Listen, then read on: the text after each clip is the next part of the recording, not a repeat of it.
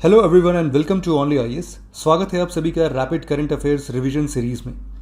ये एक ऐसा इनिशिएटिव है जिसके अंदर हम लोग prelims oriented important current affairs को बहुत स्पीड में रिवाइज करेंगे। अगर आपको लगता है कि इस टॉपिक से कोई भी इंपॉर्टेंट करंट अफेयर्स का टॉपिक छूट गया है तो आप कमेंट सेक्शन में हमें ज़रूर से बताएं, जिससे कि बाकी स्टूडेंट भी उन टॉपिक्स को पढ़ के एग्जामिनेशन हॉल में बैठे। तो चलिए डिस्कशन स्टार्ट करते हैं। तो सबसे पहला आर्टिकल है उन्नत भारत अभियान 2.0 के बारे में।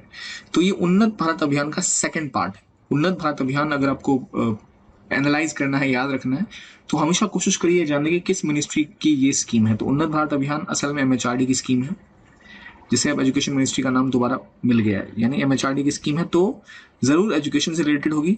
और इस उन्नत भारत अभियान का काम ही यही है कि जो लोग विलेजेस में रह रहे हैं उनकी लाइफ को कैसे ट्रांसफॉर्म किया जाए। तो विलेजेस के लोगों की लाइफ को ट्रांसफॉर्म करना है थ्रू एजुकेशन। मतलब जो हायर एजुकेशन इंस्टीट्यूशंस हैं वो यहाँ पर कोई एक रोल प्ले करेंगे। तो जो हायर एजुकेशन इंस्टीट्यूशंस हैं, जैसे मान लीजिए आईआईटी हो गया, आईएम्स हो गए, इनको कहा गया है कि कम से कम ये 5 गाँव को लिंक करें, उनकी प्रॉब्लम्स को समझें और कोशिश करें कि कैसे उन कम्युनिटीज के नॉलेज बेस को बढ़ाकर उनकी प्रॉब्लम्स को सॉल्व किया जा सकता है। अब वो कैसे होगा? लेट्स से कोई आईआईटी है, वो अगर कोई टेक्नोलॉजी डेवलप कर पाए जिसके पास किसी गांव की वाटर मैनेजमेंट बेहतर हो पाए, या किसी गांव में जो इरिगेशन है वो बेहतर हो पाए, या फिर कोई क्रॉपिंग पैटर्न, कोई अगर पूसा जैसा इंस्टीट्यूट है, एग्रीकल्चर इंस्टीट्यूट, तो वो वहाँ के कृषि में कोई अगर टेक्नोलॉजिकल इनोवेशन ला पाए, तो ऐसी चीज़ों पर ध्यान देना इस उन्नत भारत अभियान का काम है। खास बात यह है, क्या इससे फायदा होगा? जो फैकल्टी है, जो स्टूडेंट्स हैं, उनको पता चलेगा कि भाई डेवलपमेंट इश्यूज क्या है रूरल इंडिया के, और वो उसको लेके इनोवेटिव सॉल्यूशंस ढूंढ पाएंगे। इसके अलावा टेक्नोलॉजी और टेक्नोलॉजी का जो अप्लाइड फॉर्म है वो आगे यूज हो पाएगा। इसके अलावा जो गवर्नमेंट स्कीम्स हैं वो कैसे स्मूथली इंप्लीमेंट हो सकती हैं, वो भी इसका फोकस रहेगा। तो गवर्नमेंट स्कीम्स को और ज्यादा कैसे इफेक्टिवली इंप्लीमेंट किया जाए गांव में, वो भी इसका एक इंपॉर्टेंट कंपोनेंट है। याद रखिए इसके बारे में, ठीक है। तो उन्नत भारत 2.0, उन्नत भारत अभियान 1.0 का अगला वर्जन है, जो 2018 में इसका पहला पार्ट लॉन्च किया गया था। तो पहले बात ये की गई थी कि जितने एजुकेशन इंस्टीट्यूट हैं सबको ऊपर ये जिम्मेदारी सौंपी गई थी, लेकिन अब जो है लिमिट कर दिया गया कि कुछ जो क्राइटेरिया फुलफिल करेंगे, कि इतना अगर आपका रिसर्च में इंटरेस्ट है या इतने आप कार्य कर पा रहे हैं, तभी आप इसके अंतर्गत जोड़े जाएंगे। तो ये था उन्नत भारत अभियान 2.0। अगला आर्टिकल बात करता है पीएम स्वनिधि स्कीम की। तो निधि, स्वनिधि मतलब खुद से दी गई निधि, नॉर्मल सी बात है।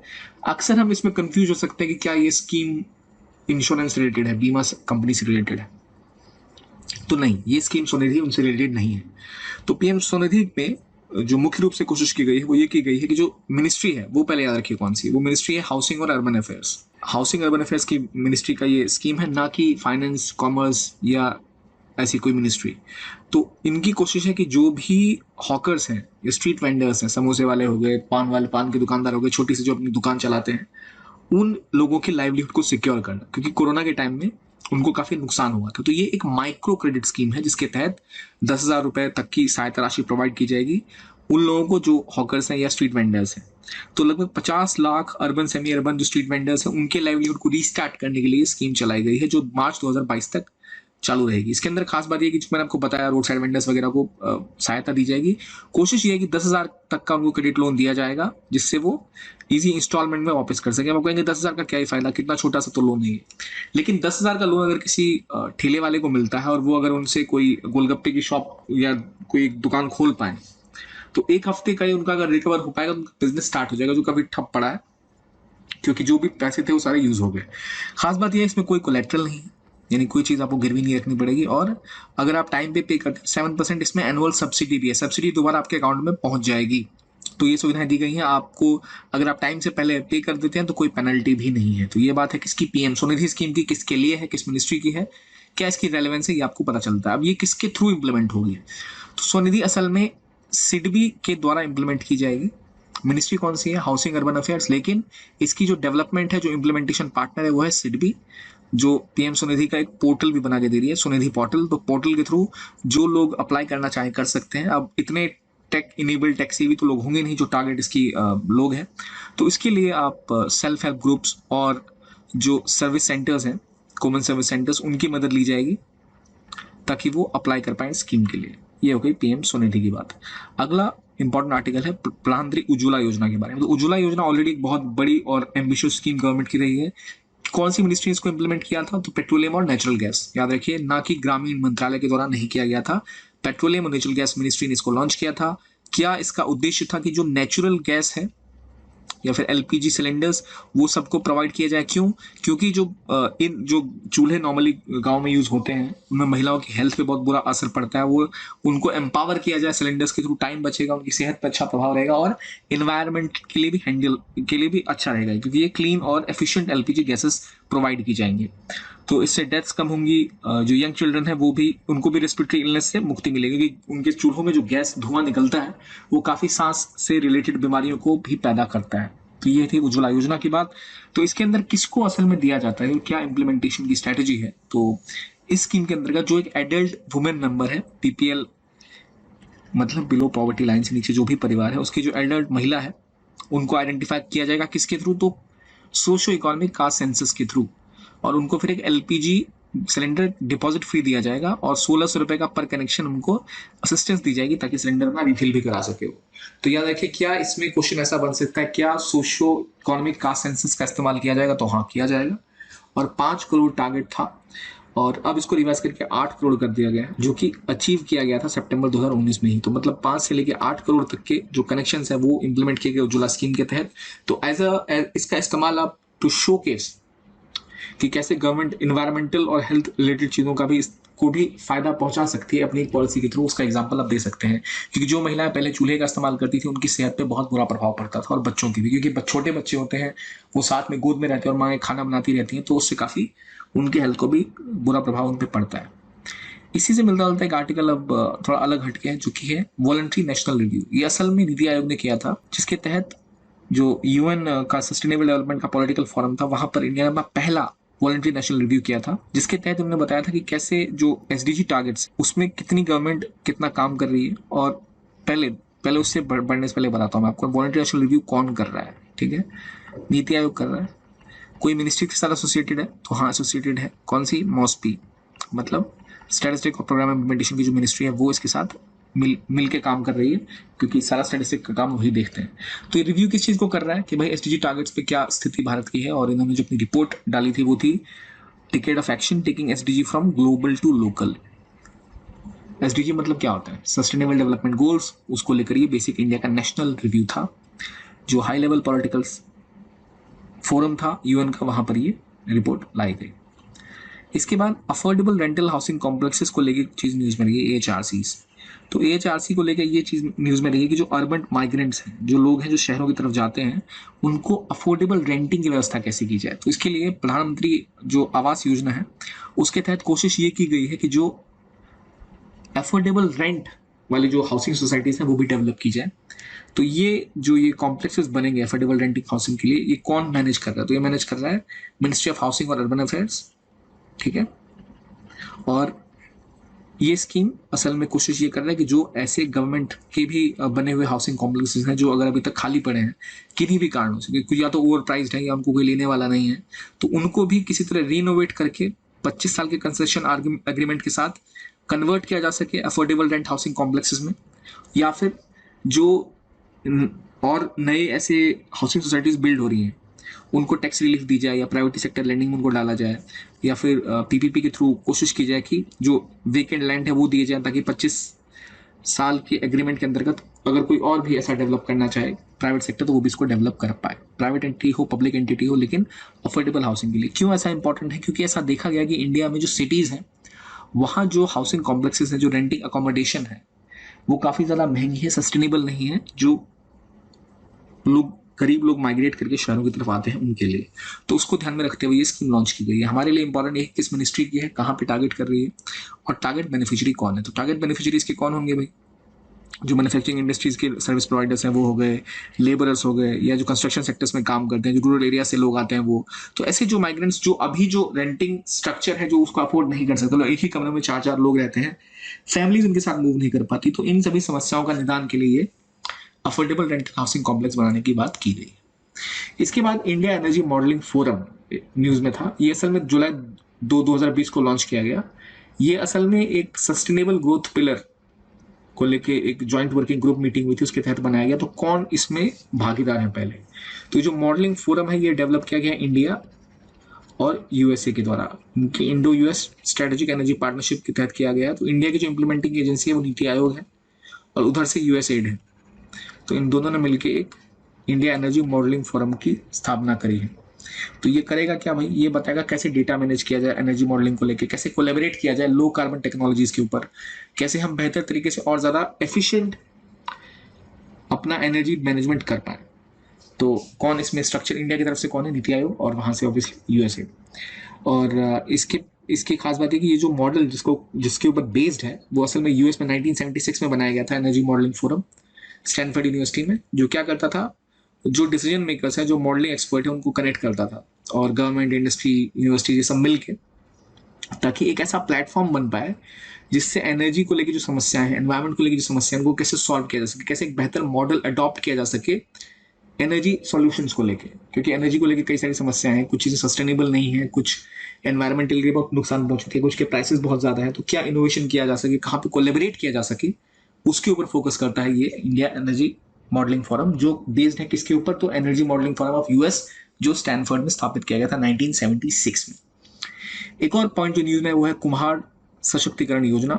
ये 100 इलेक्ट्रिक पॉटर व्हील्स, 100 जो ट्रेंड आर्टिसन है उनको दिया गया इस स्कीम के अंतर्गत, विच इज कुम्हार सशक्तिकरण योजना। नाम से क्लियर है, कुम्हार लोगों के सशक्तिकरण के लिए है। और किस मिनिस्ट्री या किस डिपार्टमेंट के अंतर्गत आ रहा है, तो कविक, जो खादी और विलेज इंडस्ट्री कमीशन है, उसके अंतर्गत ये लॉन्च किया गया है। मेरा आपसे सवाल है, कविक किस मिनिस्ट्री के अंतर्गत आता है, जरा मुझे बताइए। तो ये कुम्हार संरक्षण योजना जो है वो उनको इलेक्ट्रिक, ये जो हाथ से चलने वाला व्हील होता है इसके बदले में इलेक्ट्रिक व्हील दिया जाएगा, और ट्रेन भी किया जाएगा जो कुम्हार है उनको। और ये यूपी, एमपी, महाराष्ट्र, बिहार, तमिलनाडु, गुजरात, इन सभी राज्यों में स्प्रेड आउट होगा। तो इससे एवरेज इनकम 3,000 पर मंथ से बढ़ के 12,000 तक बढ़ जाएगी, क्योंकि जो इलेक्ट्रिक पॉटर व्हील होती है वो ज़्यादा तेजी से घूमती है और ज़्यादा अच्छे लेवल पे जो है डेवलप कर पाती है जो मिट्टी के बर्तन होते हैं उनको। तो ये जो नई टेक्नोलॉजी होंगी, जैसे इलेक्ट्रिक चाक हो गई, या फिर इसको मार्केटिंग करके और बेहतर तरीके से प्रोडक्ट जो डेवलप किए जा सकते हैं वो सिखाए जाएंगे। अब मैंने आपसे पहले पूछा था कविक के बारे में। तो कविक, जैसे मैंने बोला, एक स्टैचुरी बॉडी है जो 1957 में बनाई गई थी, khadi and village industry commission act 1956 के अंतर्गत। ये जो मिनिस्ट्री है माइक्रो, स्मॉल और मीडियम एंटरप्राइजेज, मतलब एमएसएमई मिनिस्ट्री मंत्रालय के अंतर्गत आती है। तो याद रखिए, कविक एक स्टैचुरी बॉडी है जो एमएसएमई के अंतर्गत आती है, और ये खादी विलेज इंडस्ट्रीज को लेकर कार्यरत है, और कोशिश करती है कि कैसे खादी और विलेज इंडस्ट्री, कॉटेज इंडस्ट्रीज जो है छोटे लेवल की, उनको कैसे डेवलप किया जाए। तो याद रखिए किसने लॉन्च किया, कौन सी मिनिस्ट्री के अंतर्गत लॉन्च किया, क्या टारगेट है और क्या इसके फायदे देखे गए हैं कुम्हार सशक्तिकरण योजना के अंतर्गत।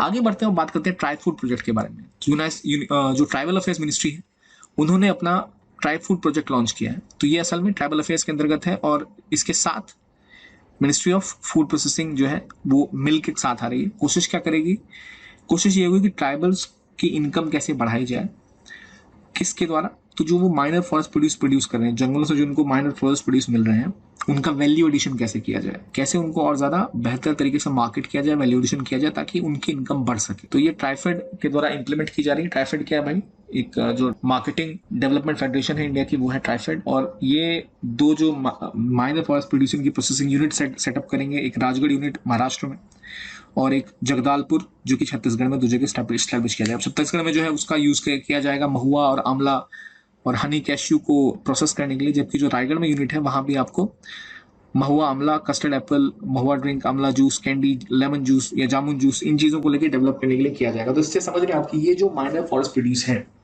जो ट्राइबल्स को जंगलों से मिलता है और जो उस इलाके के आसपास जो ट्राइबल लोग रह रहे हैं उनके जीवन में सुधार करने में काम आएगी और उनका वैल्यू एडिशन होगा। अगर आपको पास सिर्फ जामुन है और आप उसको बेच रहे हैं तो कम रेट मिलेगी। जामुन को प्रोसेस करके अगर आप एक जूस बना के बेच रहे हैं तो ऑब्वियसली ज़्यादा देर तक सस्टेनेबल है और ज़्यादा इनकम भी आपको प्रोवाइड करेगा। तो यही कोशिश है ट्राई फूड प्रोजेक्ट के अंतर्गत। इसकी किस मिनिस्ट्री के साथ थी? एक तो ट्राई फूड प्रोजेक्ट किसने किया था? Ministry of tribal affairs plus food processing, right, दोनों ने मिलकर स्टार्ट किया था। ये बात हो गई ट्राई फूड प्रोजेक्ट की। और माइनर फॉरेस्ट प्रोड्यूस किसे कहते हैं?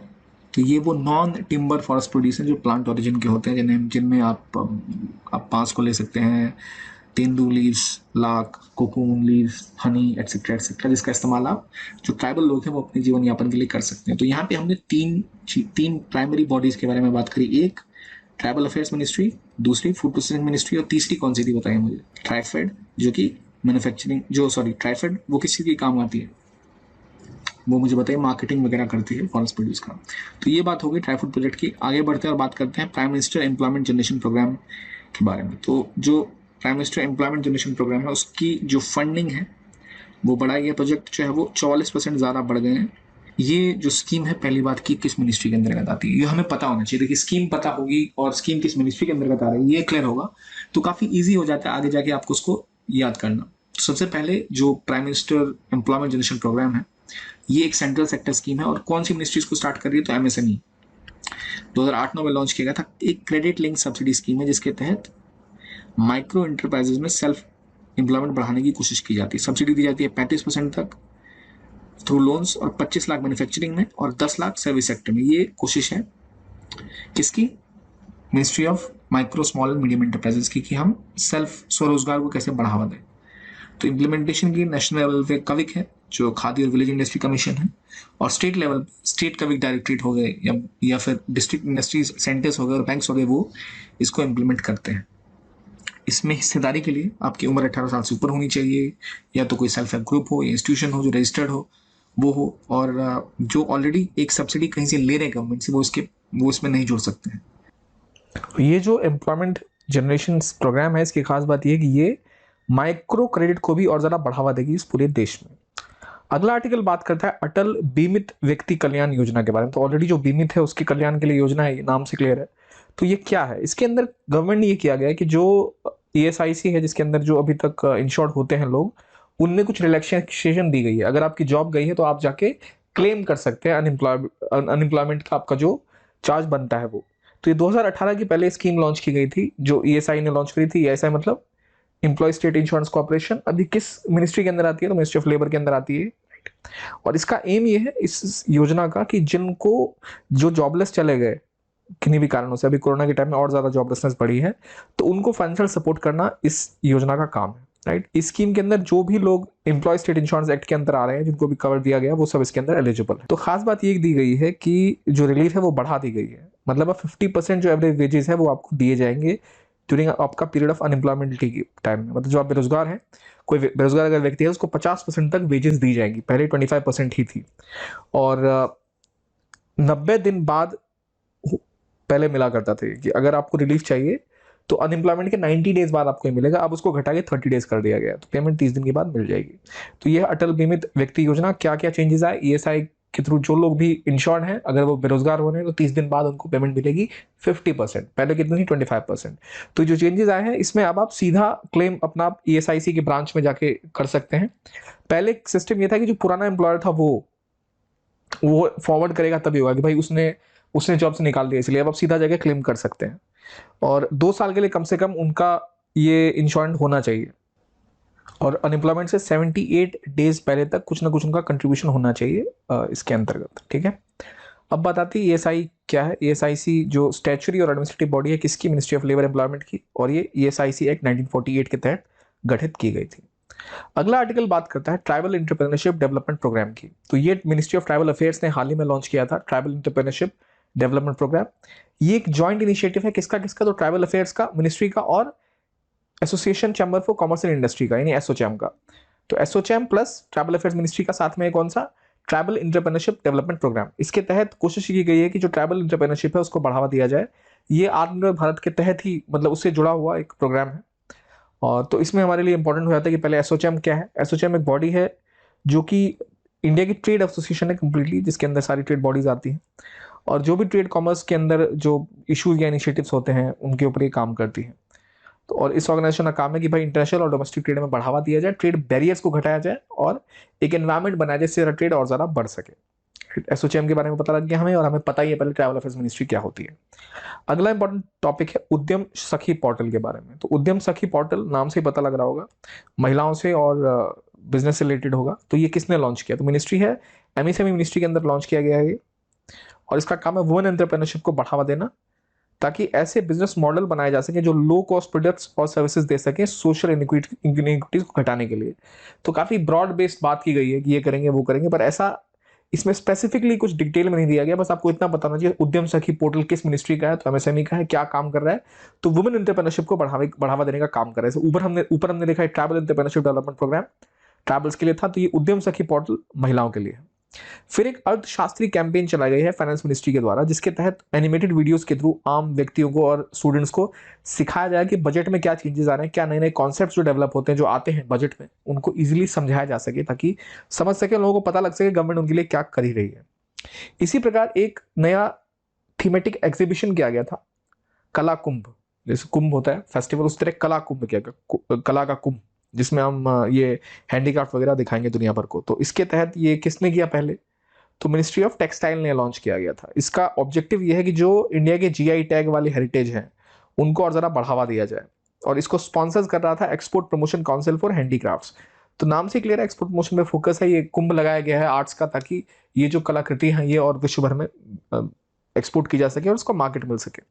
तो यहाँ एक पॉइंट है, export promotion council of handicrafts अक्सर हमें पता नहीं होता। तो जो ईपीसीएच की बॉडी है ये असल में 1986-87 में बनाई गई थी। इसका क्या काम है, support, protect, maintain and increase the export of handicrafts, right. ये भी एक बॉडी इंडिया में एग्जिस्ट कर रही है। तो कला कुंभ कहाँ हुआ, किस मिनिस्ट्री ने किया, किस बॉडी के साथ, ये आपको पता लग गया। अगला है टॉपिक कोविड-19 श्री शक्ति चैलेंज। तो 6 वुमेन लेड स्टार्टअप्स थे जिन्होंने ये जीता था श्री शक्ति चैलेंज। माई गव का लॉन्च किया गया था यूएन वुमेन के साथ कोलैबोरेट करते हुए। इसके तहत कोशिश की गई थी कैसे और ज्यादा वुमेन लेड स्टार्टअप्स को बढ़ावा दिया जाए कोविड से लड़ने के लिए, सॉल्यूशंस डेवलप करने के लिए। तो जैसे कई स्टार्टअप चैलेंज होते हैं, वैसे ये वुमेन पे स्पेसिफिकली चलाया गया चैलेंज था। इसका सिलेक्शन क्राइटेरिया ये था कि जो भी स्टार्टअप्स ने सॉल्यूशन प्रोवाइड किए हैं, क्या वो पैरामीटर्स पे खरे उतरते हैं। पैरामीटर्स किन चीज़ों का, जैसे इनोवेशन का, यूजेबिलिटी का, रेलेवेंस और इन सब के ऊपर। और इसके 3 क्राइटेरियाज थे जिन पे विनर्स को चूज किया गया, हाई क्वालिटी ऑफ सॉल्यूशन और प्रॉमिसिंग सॉल्यूशन। तो कैश प्राइस दिया गया 5 लाख का। इतना इंपॉर्टेंट हमारे लिए नहीं है भाई, ये किसने लॉन्च किया था, किसने, UN women plus my gov portal, दोनों मिलकर इसको लॉन्च किया था। किस लिए, कोविड को लेकर जो इनोवेटिव सॉल्यूशन देते हैं उनके लिए। क्या राशि थी, इनाम राशि, इतना इंपॉर्टेंट हमारे लिए नहीं है। माई गव जो पोर्टल है 2014 में लॉन्च किया गया, और ये सिटीजन और गवर्नमेंट में एक पार्टनरशिप बढ़ाने का काम करता है। क्या क्या काम हो रहे हैं टेक्नोलॉजी डेवलपमेंट का। यूएन वुमेन ऑब्वियसली एक यूएन की एंटिटी है जो कि जेंडर इक्वालिटी के ऊपर काम करती है। इसके बाद इससे मिलता जुलता एक और टॉपिक है prime minister national relief fund. तो ये 1948 में स्थापित किया गया था। हाल में काफ़ी न्यूज़ में रहा ये, जब पीएम केयर्स फंड शुरू किया गया था। तो पीएमएनआरएफ जो नेशनल रिलीफ फंड है, ये सपोर्ट देता है उन लोगों को जब कोई त्रासदी आती है। और ये इंडिया के पहले प्राइम मिनिस्टर जवाहरलाल नेहरू ने बनाया था, जब पाकिस्तान से डिस्प्लेसमेंट लोगों का हो रहा था बंटवारे के दौरान। तो इससे जो भी राशि निकलती है वो प्राइम मिनिस्टर डिसाइड करते हैं, उनके अप्रूवल से होती है, और ये पार्लियामेंट ने नहीं बनाई है। तो पीएम जो नेशनल रिलीफ फंड है, क्या ये एक पार्लियामेंट्री बॉडी के द्वारा बनाया गई बॉडी है? नहीं, ये फंड प्राइम मिनिस्टर द्वारा बनाया गया था। और ये ट्रस्ट है, असल में इनकम टैक्स एक्ट के अंतर्गत आता है। इसको पीएम मैनेज करते हैं और उनके डेलीगेट्स। तो पीएम इसके चेयरमैन हैं, और ये जो कॉन्ट्रीब्यूशन इसमें आते हैं वो सीएसआर में गिने जाते हैं। तो अगर किसी बॉडी ने 1000 करोड़ यहाँ डाल दिया तो वो अपने सीएसआर में दिखा के फिर अपने टैक्सेशन से वो एक घटा सकता है। कितना परसेंट सीएसआर अभी इंडियन कॉर्पोरेट्स को देना है? 2%, 1% कितना है बताइए जरा मुझे, आपने पढ़ा होगा। और पीएमएनआरएफ में केवल वॉलंटरी डोनेशन से आते हैं, और जब भी नेचुरल क्लैमिटी आती है तो प्राइम मिनिस्टर अपील करते हैं और लोग इसमें डोनेट करते हैं, जिसका इस्तेमाल बाकी जगह किया जाता है। फिर एक उन्नति पोर्टल की बात आती है। उन्नति मतलब unlocking national energy efficiency potential. तो किसने इसको लॉन्च किया पहले? तो वो ब्यूरो ऑफ एनर्जी एफिशिएंसी ने इसको लॉन्च किया है। ये एक नेशनल स्ट्रेटजी डॉक्यूमेंट है कि भाई और इंडिया को कैसे और एनर्जी एफिशिएंट बनाया जाए। तो एनर्जी एफिशिएंट आप कैसे बनाएंगे? पहले आपको एक इंप्लीमेंटेशन स्ट्रेटजी चाहिए, एक फ्रेमवर्क चाहिए। जैसे आप सप्लाई और डिमांड मिसमैच को कम करेंगे, लीकेज को कम करेंगे, तो उसके लिए आपको एफिशिएंट सेटअप चाहिए, पूरा लॉजिस्टिक सपोर्ट चाहिए। तो उसी को ध्यान में रखते हुए लॉन्च किया गया है, जो बीईई ने लॉन्च किया है। और बीईई किस मिनिस्ट्री के अंदर आती है जरा मुझे बताइए आप। बेसिक लॉजिक की बात है। बीईई क्या एनर्जी एफिशिएंसी की बात कर रही है? तो एनर्जी एफिशिएंसी कहाँ आएगी? जहाँ एनर्जी होगी। और एनर्जी कौन देखता है? Ministry of power. Ministry of power के अंदर बीईई आती है। और उन्होंने क्या लॉन्च किया था अभी जस्ट पहले? किसकी बात करें हमने? उन्नति, राइट। फिर एक पॉइंट आ रहा है पूर्वोदय स्कीम, ताकि स्टील सेक्टर की डेवलपमेंट हो सके पूर्व के राज्यों में। पूर्व के राज्य कौन कौन से? कोलकाता, वेस्ट बंगाल में जो हब्स हैं ईस्टर्न इंडिया के, वो ज़रा और डेवलप किए जा सकें, ताकि इसमें कैपेसिटी एडिशन हो सके, स्टील प्रोड्यूसर्स की कॉम्पिटिटिवनेस बढ़ सके। तो 4 eastern state, Orissa, Jharkhand, Orissa, Chhattisgarh, West Bengal पे फोकस किया जाएगा। और यहाँ तक कि आंध्रा के नॉर्दर्न पार्ट पे भी फोकस किया जाएगा। यहाँ खास बात यह है, हमें ये देखना है कि जो फोकस स्टेट्स हैं वो कौन कौन से हैं। तो 4 eastern states, Orissa, Jharkhand, Chhattisgarh, West Bengal. ये तो आपको पता रहेगा क्योंकि यहाँ पे बहुत सारे स्टील प्लांट्स हैं। लेकिन इसी ईस्ट में हम आंध्र प्रदेश के नॉर्दर्न पार्ट को भी हमने ऐड किया, तो ये अगर ये ऑप्शन में आ जाए तो आप गलत कर सकते हैं कि आंध्रा तो नहीं होगा, ईस्ट का पार्ट नहीं है वो, पर यही जो काउंटर इंट्यूटिव चीज है जो हम मिस कर सकते हैं, वहां फोकस रखना है हमें कि पूर्वोदय स्कीम में आंध्र प्रदेश का नॉर्दर्न पार्ट भी आ रहा है, और इस इलाके में ऑलमोस्ट इंडिया का 80% आयरन ओर है, 100% कोकिंग कोल यहीं से मिलता है, रिजर्व सारा का सारा, तो इसलिए इंपॉर्टेंट है। और इस प्रोग्राम के तहत क्या करेगी गवर्नमेंट, जो लॉजिस्टिक सप्लाई है, जो वहाँ पे इंफ्रास्ट्रक्चर है, उसको डेवलप करेगी। ऑलरेडी जो इंडिया का नेशनल स्टील पॉलिसी 2017 का है, उसके तहत कोशिश की गई थी कि 2030-31 तक कैपेसिटी 300 मिलियन टन की हो जाए, और जिसमें से 200 मिलियन टन केवल इन 5 ईस्टर्न स्टेट से ही हमें डेवलप करना था, इसलिए इंपॉर्टेंट काफी हो जाता है हमारे लिए। फिर एक आत्मनिर्भर भारत योजना, रोजगार योजना की लॉन्च की गई, जो फाइनेंस मिनिस्टर ने लॉन्च किया था। तो ये जो आत्मनिर्भर भारत रोजगार योजना है, इनके लिए जिनका कोविड-19 के दौरान उनकी जॉब चली गई, वो दोबारा किसी के द्वारा एम्प्लॉय किए गए हैं। तो जो स्कीम के अंतर्गत ईपीएफ के अंदर जो फंड्स आते थे, वहां पे गवर्नमेंट सब्सिडी प्रोवाइड कर रही है। पहली बात कि किसने लॉन्च करा, तो फाइनेंस मिनिस्टर ने इसको लॉन्च किया है। जो नए एम्प्लॉय ज्वाइन करेंगे ईपीएफ रजिस्टर्ड, जिनकी सैलरी किससे कम हो, पहले 15,000 से कम जिनकी सैलरी हो वो लोग, राइट, लेस देन 15,000, राइट, वो लोग, और जिनकी जॉब 2020 मार्च से लेकर 30 सितंबर 2020 तक गई हो, और वो 1 अक्टूबर 2020 के बाद उनको एम्प्लॉयमेंट मिली हो, ऐसे लोगों के लिए जो ईपीएफ में नॉर्मली 12% जो एम्प्लॉय है वो जमा करता है, 12% जो एम्प्लॉयर है वो जमा करता है। मतलब आप 12% देंगे अपनी सैलरी का, वेजेस का, और 12% आपकी कंपनी देगी, लेकिन उसके लिए केवल एम्प्लॉय को अपना ईपीएफ कंट्रीब्यूट करना है। एम्प्लॉयर का जो ईपीएफ है वो सरकार 2 साल तक दे रही है। 12% जो ईपीएफ एम्प्लॉयर को देना था वो गवर्नमेंट उस पर सब्सिडी दे रही है, जो कि 2021 जून 30 2021 तक के लिए एप्लीकेबल होगा। तो क्या है, आत्मनिर्भर भारत रोजगार योजना किस चीज के लिए, ईपीएफ में जो फंडिंग आती है उसमें जो एम्प्लॉय 12% देता है वो गवर्नमेंट 2 साल तक खुद देगी, आपको देना नहीं पड़ेगा एम्प्लॉय को, राइट। ये एक स्कीम होगी। फिर SDG investor map for India बनाया गया है। इन्वेस्ट इंडिया और United Nation Development Programme UNDP ने मिलकर ये एक मैप बनाया ताकि इन्वेस्टर्स को पता रह सके कहां पर उन्हें इन्वेस्ट करना है, उनको आइडिया लग सके कि कहां पर एसडीजी का क्या क्या काम चल रहा है, और जो 8 इन्वेस्टमेंट अपॉर्चुनिटी एरियाज है जहां पर इन्वेस्टमेंट की अपॉर्चुनिटीज हैं वहां पर वो काम कर सकेंगे। इसमें प्रायोरिटी एरियाज कौन कौन से, education, health care, agriculture, allied services, financial services, renewable energy और अल्टरनेटिव्स, एटसेट्रा एटसेट्रा।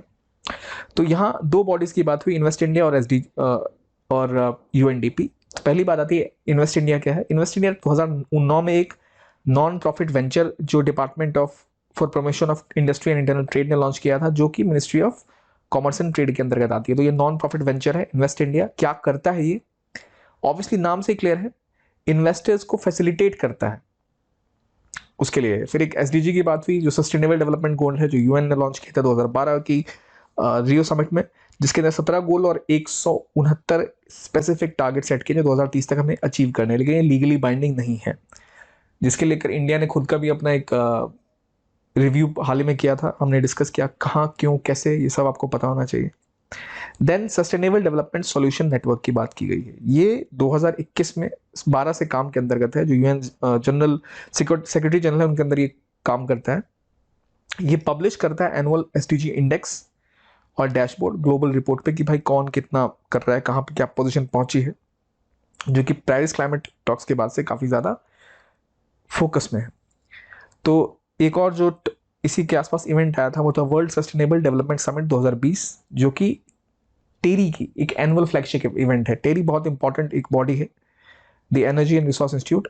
ये जो ग्लोबल लीडर्स हैं और जो प्रैक्टिशनर्स हैं उनको एक मौका देता है कहाँ पे आके बात करने का, और कैसे क्लाइमेट चेंज और जो भी क्लाइमेट रिलेटेड इशूज़ है, स्पेसिफिकली एनर्जी रिलेटेड इशूज़ हैं, उस पर भी फोकस करता है ये।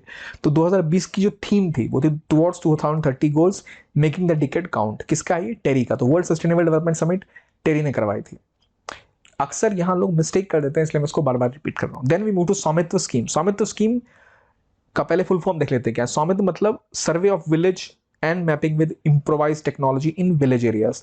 तो सर्वे की बात कर रहा है, तो गवर्नमेंट ने हाल ही में अंडर प्राइम मिनिस्टर ने नेशनल पंचायती राज के दिन ये लॉन्च किया था। तो उसका काम ये है, एक सेंट्रल सेक्टर स्कीम है जो कोशिश करेगी कि जो रिकॉर्ड्स हैं उनको डिजिटाइज करने का। उससे फायदा ये होगा कि ड्रोन सर्विंग टेक्नोलॉजी और जो इनहेबिटेड रूरल एरिया के लैंड है उनको आप अलग से डिजिटाइज करके पता कर पाएंगे। इससे रिकॉर्ड ऑफ राइट जो प्रॉपर्टी के हिसाब से है सब कुछ क्लियर हो जाएगा कि जमीन किसकी है, कौन उसका राइट होल्डर है, कौन वहाँ रह रहा है, और स्पेसिफिकली जो रूरल एरियाज में वहाँ क्लियर करने में बहुत मदद मिलेगा। तो ये एक कोलैबोरेटिव एफर्ट है किन का, ministry of Panchayati Raj, state Panchayati Raj departments और लैंड डिपार्टमेंट्स और सर्वे ऑफ इंडिया का।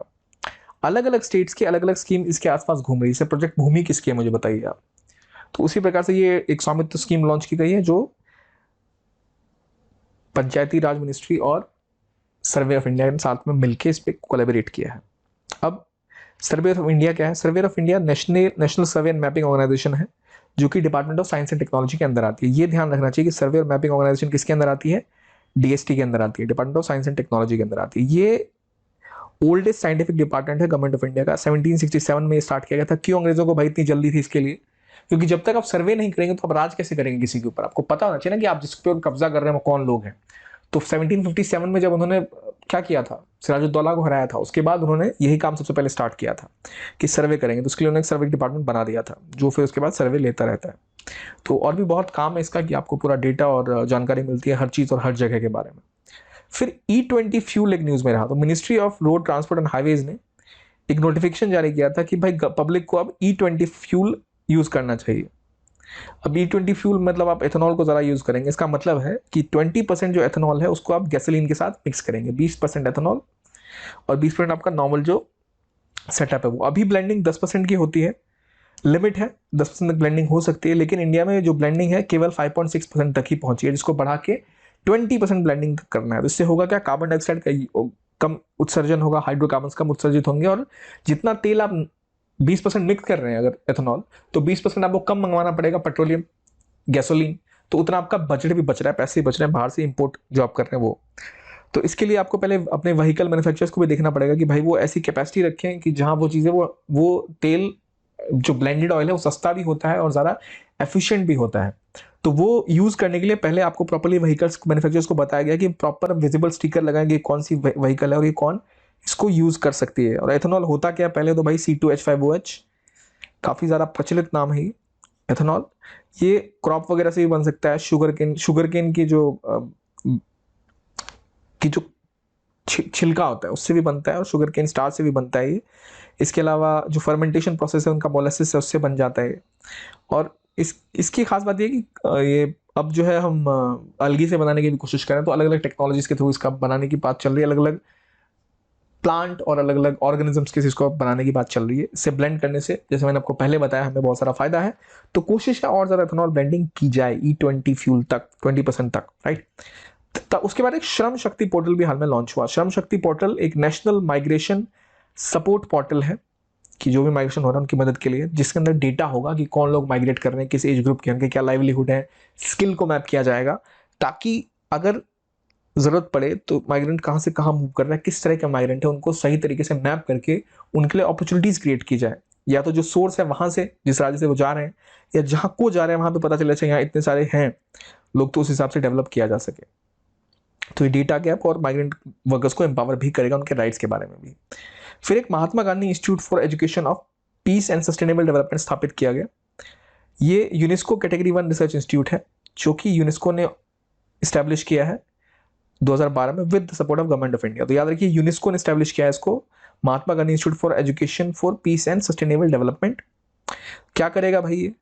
ये रिसर्च पे फोकस करेगा और पीस बिल्डिंग के लिए, पीस एजुकेशन के लिए। तो इसमें यूनेस्को और MGIP जो इंस्टीट्यूट है दोनों मिलके जो नेशनल एजुकेशन पॉलिसी है उसमें भी इम्प्लीमेंटेशन का एक बड़ा रोल रहा है, गाइडेंस एक तरह से प्रोवाइड करने का।